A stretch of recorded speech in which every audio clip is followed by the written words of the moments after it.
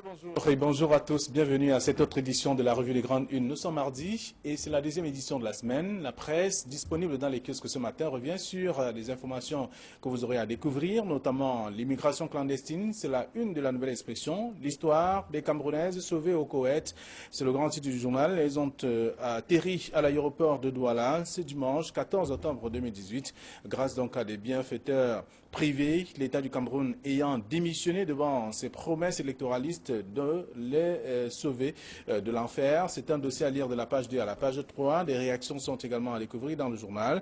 Et puis on parle du scrutin présidentiel, un meeting pour dénoncer les fraudes. L'honorable Jean-Michel Nithieu, député du Social Democratic Front à l'Assemblée nationale du Cameroun, vient d'adresser une déclaration de manifestation publique à cet effet au sous-préfet de Douala 3e. En page 5, le journal également s'intéresse à la proclamation des résultats. Le Conseil constitutionnel interpellé à quelques jours du verdict, notamment une coalition de réseaux des ONG attire d'ailleurs l'attention sur les dérives graves et impardonnables qui ont émaillé la présidentielle. Dossier à lire de la page 6 à la page 7.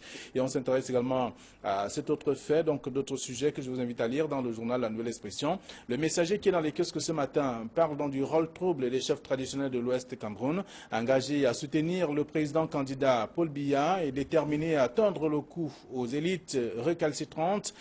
Certains gardiens de la tradition ont usé à des fins ignobles des abus des attributs notamment et symboles du pouvoir traditionnel. C'est à lire en page 8. Le MRC, une conférence de presse de Paul-Éric King est interdite à Yaoundé. C'est ce que dit le journal également ce matin. Le sous-préfet de Yaoundé 4e évoque une menace à l'ordre public. Et en même temps, on parle également de cette contestation de Social Democratic Front qui veut marcher sur Douala. Et aussi l'affaire Vietel-Cameroun avec la grosse arnaque des Vietnamiens au Cameroun. C'est à lire également dans le même journal, disponible dans les kiosques ce matin. Et toujours dans les kiosques aussi, on va retrouver le journal Signature qui parle de présidentiel labeur du vainqueur. Il faudra donc trouver sur la table, en tout cas, plusieurs problèmes qui concernent les Camerounais. Et ça concerne le prochain président, le président de la République du Cameroun. C'est à lire dans le dossier proposé par le journal Signature, disponible ce matin, qui s'intéresse à autre chose également, autre actualité. Et toujours dans les kiosques aussi, on va retrouver Émergence, le quotidien privé bilingue qui parle du musulman, le plan du régime pour étouffer Maurice Kamto, c'est le grand titre du journal ce matin. Le journal parle également de la présidentielle avec 400 faits majeurs de fraude recensés par les ONG dans le journal de ce jour et bien entendu d'autres sujets qui sont aussi disponibles. Le journal Le Quotidien de l'économie parle de conjoncture avec les indicateurs économiques à problème. On parle par exemple de la corruption, on parle du chômage, on parle également de l'électricité et bien d'autres faits qui entourent le fonctionnement, qui empêchent le fonctionnement normal des Camerounais et la vie des Camerounais précisément. Donc c'est à découvrir dans le dossier proposé par le journal Le Quotidien de l'économie de ce matin et un autre tabloïd, c'est Kala qui est dans les kiosques qui s'intéresse à la présidentielle, les stratégies de Libye aussi et Kamto pour annuler l'élection présidentielle également. À découvrir également tous ces faits dans le journal. Le journal parle également des déboires. On donne donc condamné par le tribunal militaire, c'est ce que dit le journal également ce matin. Et avec des mœurs aussi, la question des mœurs, 5 ans de prison pour le violeur d'une fillette de 12 ans, selon bien sûr le journal. À lire cet article également. Et puis Info Matin parle de présidentiel, le double jeu de Jean Koueté, à lire dans le journal en page 3. Et Narcisse Molekombi, le professeur, parle donc de non à la tentative de hold-up électoral au Cameroun, c'est-à-dire dans le journal disponible ce matin. Le journal parle également de Sauve qui peut. Balsero abandonne le MRC et se réfugie donc en Italie. C'est ce que dit le journal en page 2 du journal Info Matin de ce matin. Cameroun Tribune parle de place au contentieux pour ce qui est de la présidentielle 2018. C'est le seul titre du journal, le grand titre d'ailleurs, parlant également d'autres faits aussi qui sont contenus dans le journal.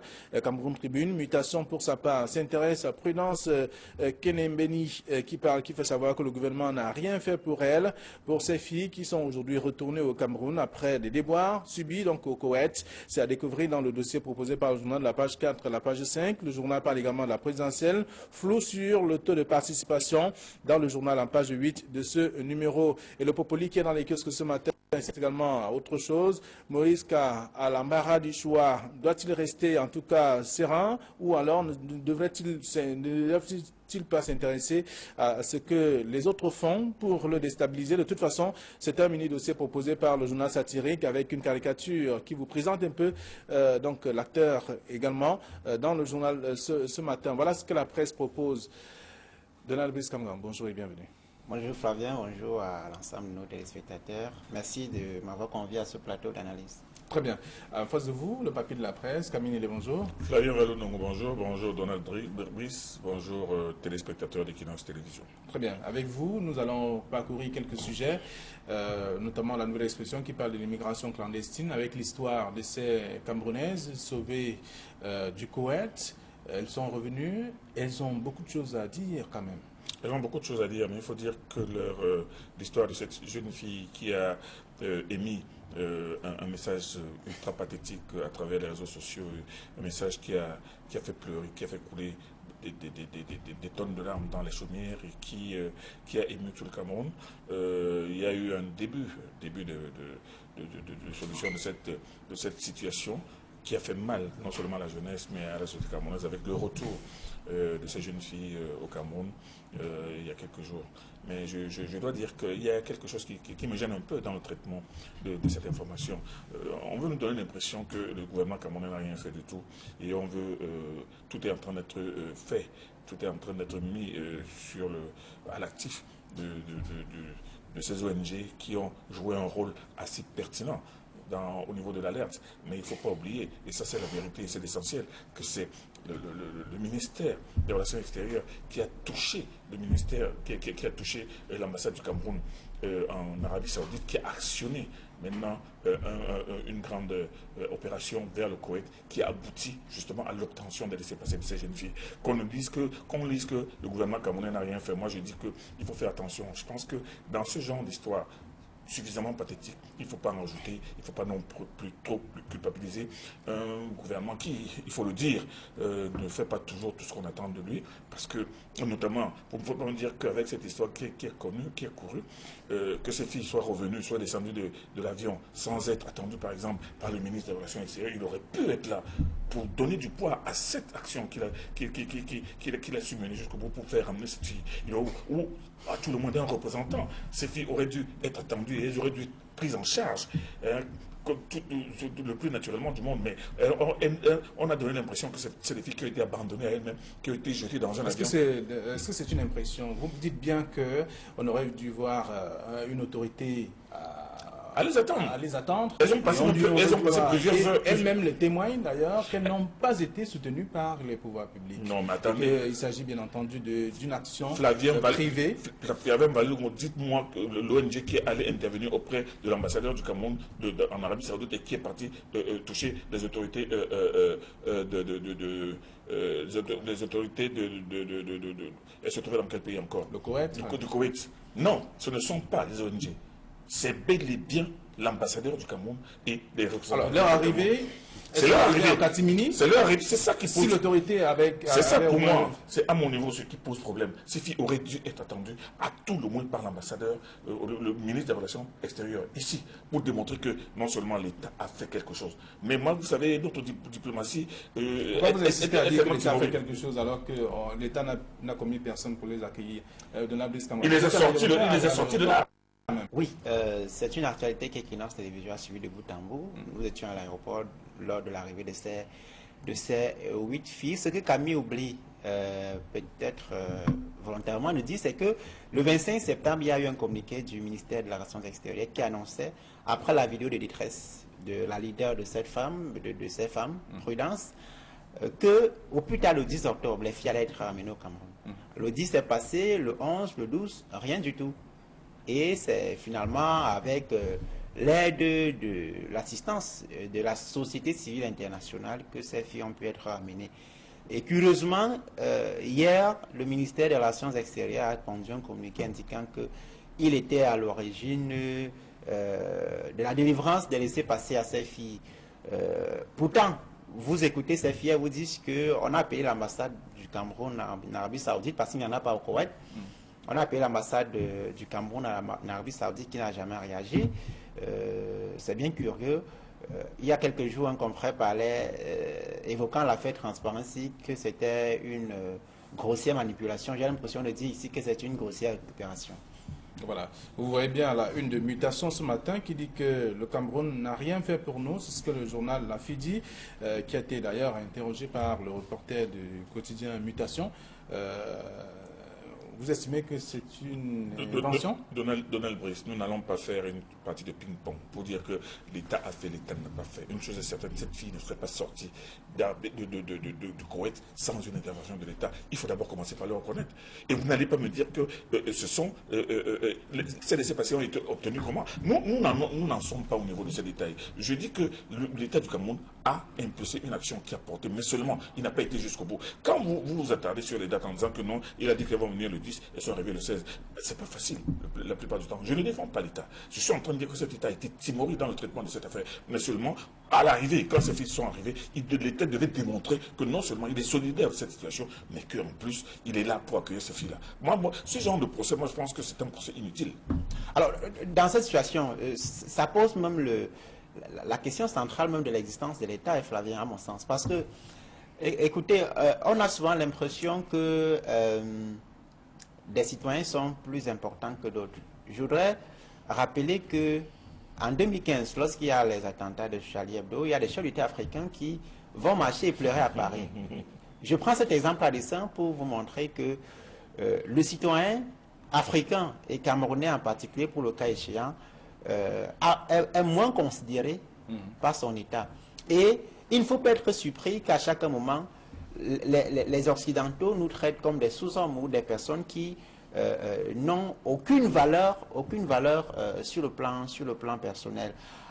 Ailleurs, ça aurait créé une grosse mobilisation diplomatique, ça aurait fait l'objet d'une cérémonie solennelle accueillie par les plus hautes autorités de ce pays, mais pour nous, chez nous, ça passe presque inaperçu. On a l'impression que la vie humaine ne vaut rien. Alors, nous parlons là des filles, pour le cas présent, des filles qui se sont manifestées. Combien sont-elles qui ne sont pas connues? Combien sont-elles qui souffrent dans ce genre de situation en silence, qui n'ont pas le courage comme celle-ci de se manifester? Elles sont nombreuses certainement à l'étranger. Très bien. Je suis d'accord avec vous. Je suis d'accord avec vous, Président. Seulement, ce que vous dites est vrai. Parce que l'État a toujours été absent. Là, on l'attendait. Regardez, hier et avant-hier, il y a eu une grosse inondation du côté de Carcassonne. Le Premier ministre était là, le Président de la République s'est rendu sur place. Absolument. Dans notre pays, on a vu des cas tout aussi pathétiques. On a vu, par exemple, la catastrophe des écarts, où, par exemple, le Président de la République, qui n'était pas là, mais qui est arrivé quelques jours plus tard, aurait dû être là. Il n'est pas arrivé. Donc moi, ce que je suis en train de dire, je ne dis pas que, mais je dis que les choses qui sont faites dans notre pays, effectivement, c'est comme si la vie de certains n'a pas tellement d'importance. Mais dans les autres pays, dans les pays qui fonctionnent normalement, le chef de l'État et même les membres du gouvernement, et le gouvernement lui-même, il a le devoir, justement, de veiller à la sécurité, au bien-être, et même à la sûreté des personnes. Là, je vous rejoins. Mais je suis en train de dire que sur ce point, n'ergotons pas. Vous comprenez? Le problème est suffisamment. Maintenant, ça va certainement donner non, mais ça devrait être dénoncé de toute façon. Lorsqu'il faut ça doit être dénoncé, mais maintenant, parce qu'il y a d'autres. Il reste encore, ou celles qui sont identifiées. Oui, qui sont identifiées. Les démarches sont en cours. Voilà. Comme vous le savez. On va bien voir ce qu'ils vont faire, ce que l'État va faire maintenant, ce que le ministre des Relations extérieures va faire maintenant. Il y a un autre volet de la question, Flavien, parce que lorsque ces filles ont vécu tous les déboires qu'il y a eu au Koweït, il y a des traumatismes sur le plan psychologique. Donc, après le retour, il y a même la prise en charge, le suivi psychologique qu'il faut avoir. Absolument. On attend de voir le gouvernement sur cette question. Absolument. D'accord. Absolument. Alors, donc, l'article est contenu dans le journal La Nouvelle Expression de ce matin, et bien entendu, Mutation, qui s'intéresse justement à ce sujet. Vous aurez l'occasion de lire, parcourir. Il y a des réactions d'ailleurs des parents, et même de la leader de ces femmes. La leader des femmes, en tout cas, et bien entendu, donc l'avocate sans frontières, c'est lire dans le journal ce matin. Autre chose qui intéresse également les lecteurs, c'est le scrutin présidentiel avec un meeting pour dénoncer les fraudes. Jean-Michel Nitche déterminé à organiser une marche à ce sujet. Mais il faut dire que cette marche initiée par Jean-Michel Nitche crée des vagues jusqu'à l'intérieur de son propre parti. Les habitués d'Internet ont vu qu'il a demandé l'autorisation de cette marche avec un papier en tête de l'Assemblée nationale. Et sur cette demande, il a dit qu'il veut faire une marche pacifique pour dénoncer les fraudes. Vous pensez bien que le sous-préfet ne pouvait jamais, en aucun cas, accepter cette démarche et connaissant le caractère assez viril des manifestations publiques de Jean-Michel Nitche, on s'attendait bien, il était tout à fait attendu que le sous-préfet n'accorde pas l'autorisation. Mais plus grave, et c'est ça qui rend l'affaire absolument pimentée. Vous avez vu certainement cette mise au point de M. Lotin Samé, le coordonnateur départemental du SDF, qui dit que le SDF se désolidarise, ils n'ont rien concerné par ça. Alors ça fait deux sons de cloche. Est-ce que Jean-Michel Nitche organise cette marche en électron libre ou en député de l'Assemblée nationale ou alors en militant du SDF? Donc là aujourd'hui, c'est vrai que nous sommes dans la logique de la contestation des résultats, mais il faut dire que même à l'intérieur du SDF, ça commence à cramer, on commence à voir sortir des fumées. Est-ce que le SDF était d'accord avec cette démarche? N'est-il pas d'accord? Est-ce une initiative uniquement personnelle de Jean-Michel Nitche? On attend de voir. D'accord. En tout cas, ce qui est sûr, c'est que dans la nouvelle expression, en parcourant le TIC ce matin, cette déclaration, tout au moins de manifestation qui a été déposée auprès du sous-préfet de Douala 3e est attendue. On attend la réponse qui sera donnée par l'autorité administrative. Mais Jean-Michel Nitche reste déterminé, en tout cas, à organiser sa marche. Oui, écoutez, un homme politique, ça doit exister. C'est ce que tente de faire Jean-Michel Nitche. Après, ce qu'on peut considérer comme étant les contre-performances, pour ne pas en dire plus, les contre-performances du Social Democratic Front à la présidentielle, il est clair que les militants et les cadres du parti ne peuvent pas être sereins. Et Jean-Michel Nitche fait partie de ceux qui, au sein du Social Democratic Front, ont gardé l'âme du SDF, c'est-à-dire ce caractère frondeur, ce caractère pugnace, l'esprit contestataire. Alors, vous avez dit que l'homme politique doit exister. C'est pour exister oui, la marche. Évidemment, il est clair qu'aujourd'hui, le SDF n'est plus cette formation politique, cette notoriété est quelque peu en berne. Et le SDF, ayant des cadres comme Jean-Michel Nitche, Jean-Michel Nitche est essentiellement une bête politique. C'est quelqu'un qui, sur le plan personnel, aime être dans l'esprit de la contestation, de la revendication. De l'action. De l'action, c'est l'esprit de l'homme politique en général, et davantage chez Jean-Michel Nitche, cet esprit-là est renforcé. Donc, alors pour lui, passer cette période de contestation et autres des différents acteurs, je voudrais dire candidats, serait rester néant. Oui, ce serait mourir, entre guillemets, sur le plan politique. Du moins, au moins pour cette période-là, ce serait mourir. Il faut créer une action pour exister, il faut créer une action pour créer l'événement. C'est ça l'homme politique. Il faut être en activité, il faut être en action, il faut agir, et c'est dans cette logique qu'il faut inscrire cette marche annoncée de Jean-Michel Nitche. Peut-on donc dire que le coordinateur départemental du SDF, lui, ne veut plus exister, ou bien il a déposé les armes, alors il n'est plus animé de cette flamme et de cette... Il peut avoir d'autres idées. Non, Adolphe Lotin et Jean-Michel Nitche ne sont pas particulièrement de bons amis, c'est connu de tous, on n'a pas besoin de revenir là-dessus. Au sein de chaque appareil politique, il y a des divergences de vues, il y a des intérêts qui s'entrechoquent, qui se contredisent parfois, et il n'est pas étonnant que cela s'exprime sur la place publique, notamment en période électorale. Comment alors expliquer cette posture maintenant du coordinateur départemental? Non, je dis les intérêts peuvent s'entrechoquer. Je ne voudrais pas évoquer. Je ne voudrais pas évoquer lui aussi, en tout cas. Je voudrais pas évoquer les antécédents entre les deux personnalités, mais je dis que. Ils sont connus. Voilà, qui sont connus justement de tous. Je ne sais pas la peine de refaire l'histoire, mais je dis que dans chaque appareil politique, c'est l'histoire des partis politiques. Les intérêts peuvent ne pas être les mêmes, et ces divergences de vues ou d'opinion, de façon de faire, se déportent sur la place publique. Quoi qu'il en soit, il y a dans l'immédiat les élections législatives et municipales de 2019 qui sont annoncées. Et pour cette échéance-là, il faut évidemment créer des actions, il faut pouvoir se positionner comme étant du côté du peuple pour le moment venu, évidemment impacter sur l'issue du scrutin. Il ne faut pas oublier, Flavien Malo-Nongo, que le gouverneur de la région du littoral a décidé d'interdire toute manifestation avant la proclamation des résultats, toute manifestation publique avant la proclamation des résultats. Donc ça veut dire que... Il n'interdit pas, il demande que toute manifestation doit être soit désormais déclarée puisque la période de campagne est passée. Mais cela veut dire que toute manifestation comme celle-là qui peut justement... Et il a déposé, les manifestations ne sont pas interdites, elles doivent être déclarées, c'est ce que le gouvernement... Il a adressé une déclaration, ça Jean-Michel Lithieu l'a fait. De toute façon, on attend juste... Il a adressé une demande. Voilà. Une demande. C'est une question de suivi politique qui est en jeu. En même temps. Donc la nouvelle expression qui parle également de ce sujet, parlant du scrutin, un meeting pour dénoncer les fraudes. Le messager parle du Social Democratic Front qui veut marcher sur Douala. C'est un autre titre à lire en page 3 de ce journal. Et on parle également de la proclamation des résultats avec le Conseil constitutionnel qui a été interpellé par des ONG quelques jours donc du verdict, à quelques jours du verdict final, on le sait. Donc on sait que c'est un rendez-vous très attendu par les Camerounais, mais les ONG ont essayé de faire le point sur le scrutin, tout ce que ces ONG ont observé et constaté sur le terrain avec la violence, avec des électeurs qui n'ont pas retrouvé leur nom sur les listes et ceux qui n'avaient pas de carte d'électeur, bien de choses, et d'autres qui ont même été interpellés. Oui, au-delà de ces irrégularités qui reviennent, il y a effectivement que dès ce mardi, le Conseil constitutionnel est face à l'histoire. C'est l'occasion de le dire. L'organe est face à l'histoire parce que, d'abord, c'est la première fois qu'il va vider le Conseil, le contentieux post-électoral de la présidentielle. C'est la première fois.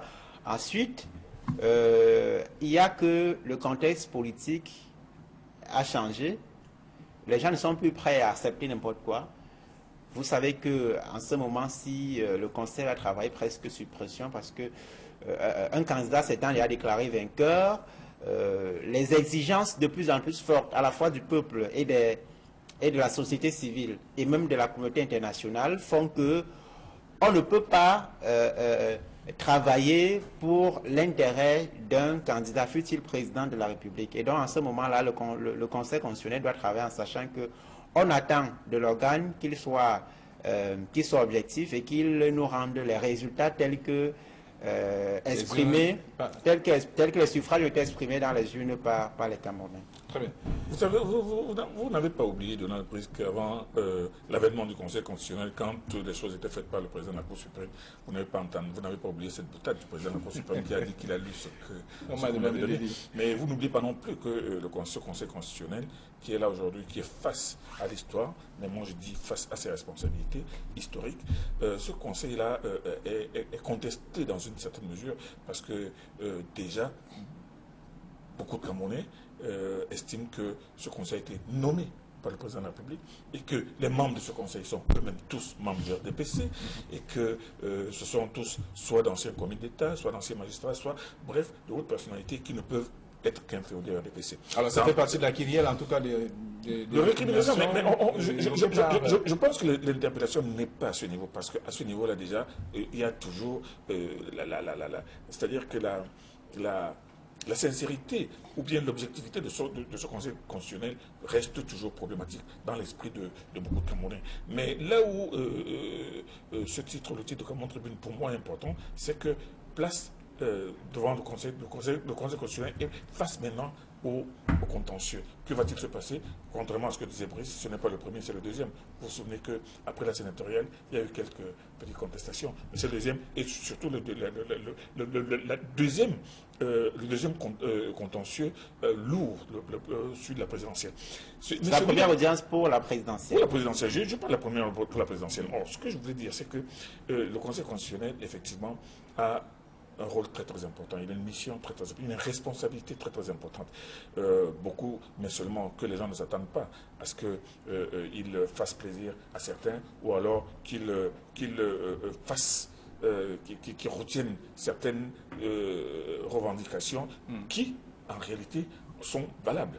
Parce qu'il y a eu effectivement, de façon incontestable, des dysfonctionnements et des fraudes à certains endroits. Ça, c'est clair. Mais le Conseil constitutionnel va-t-il en tenir compte pour, par exemple, procéder à l'annulation de l'élection dans telle ou telle circonscription? Ou alors, donc moi, je dis que ce Conseil constitutionnel Et face à ses responsabilités, attendons de voir ce qu'il va faire. Alors, est-ce qu'on va dire que, puisque le messager, j'allais dire, Cameroun Tribune parle de place au contentieux, il y a la nouvelle expression qui parle de ces ONG qui interpellent donc le Conseil constitutionnel, c'est dire que c'est prêcher dans le désert. Prêcher dans le désert, ces ONG sont dans leur rôle. Oui, les ONG ont dénoncé ce qu'il y avait à dénoncer. Absolument. Maintenant, vous dites qu'on ne devrait pas s'attendre à grand-chose. Bon, oui. Je parlais de la pression tout à l'heure, Flavien. Voyez-vous, un autre élément de pression, c'est justement que le Conseil travaille dans un environnement de soupçon.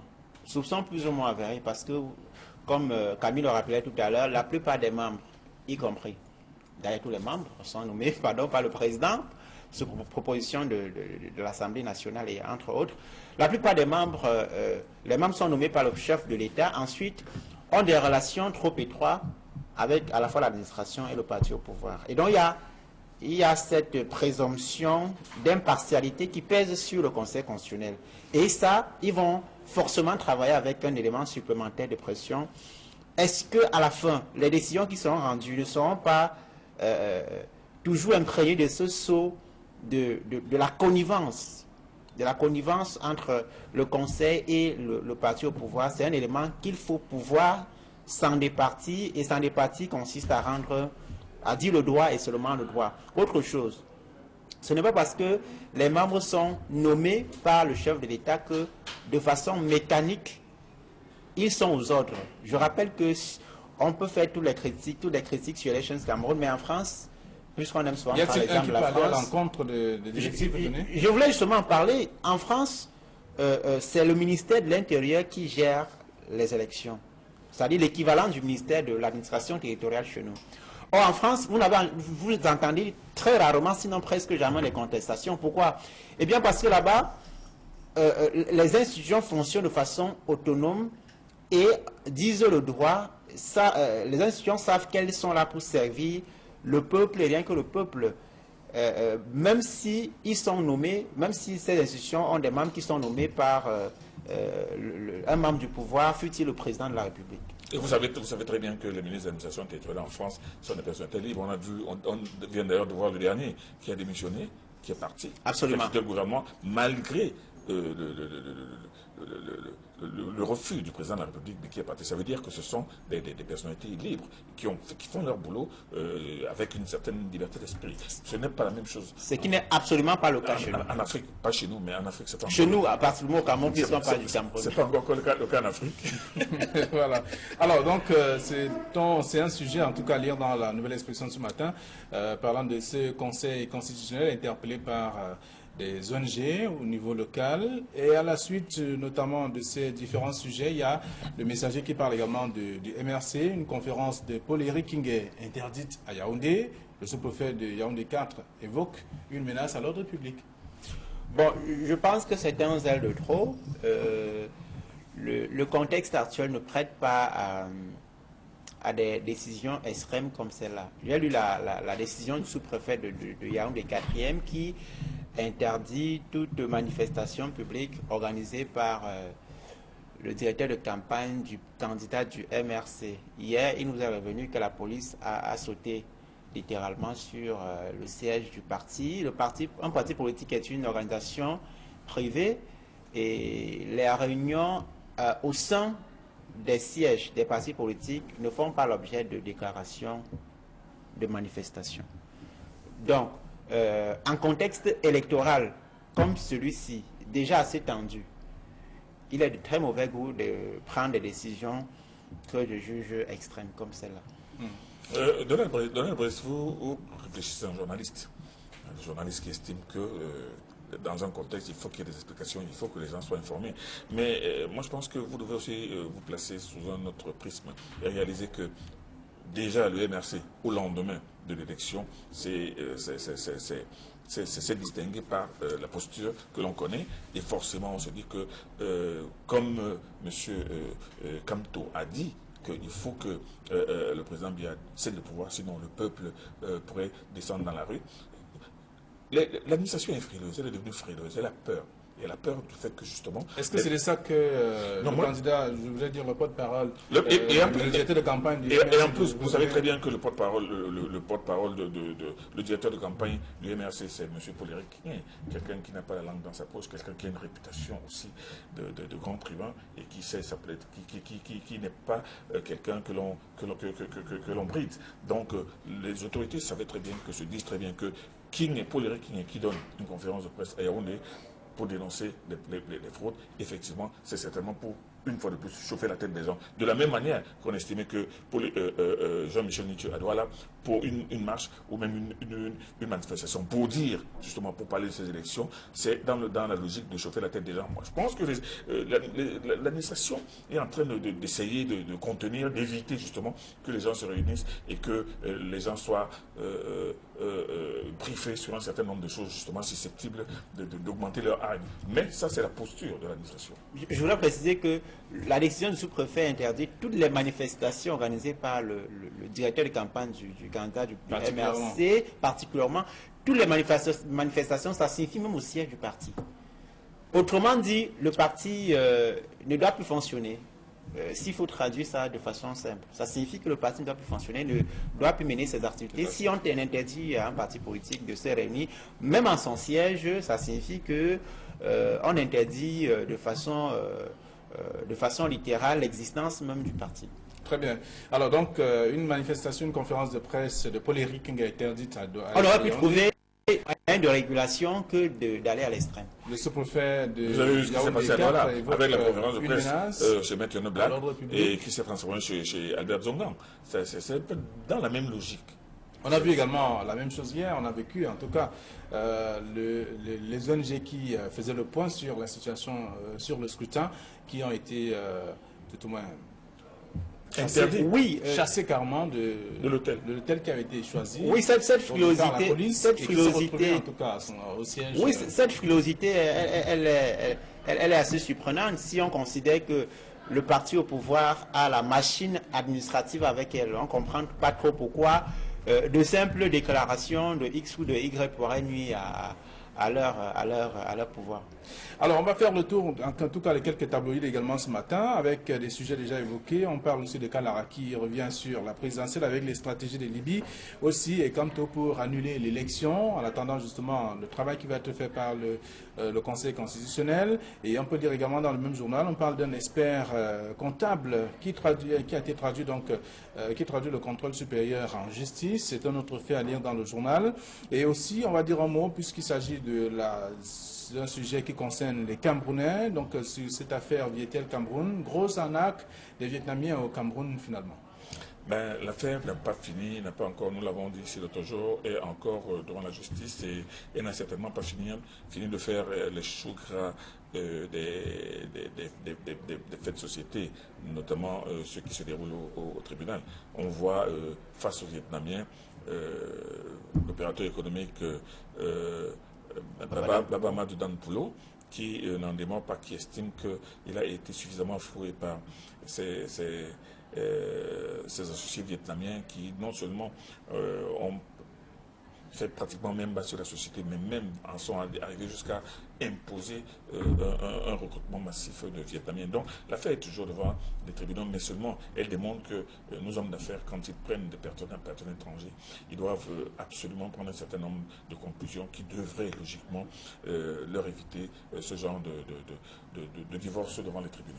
Très bien. Au moment où on parle du taux de chômage élevé, on voit bien que les Camerounais qui étaient, tout au moins qui étaient employés dans cette structure, sont désormais au quartier.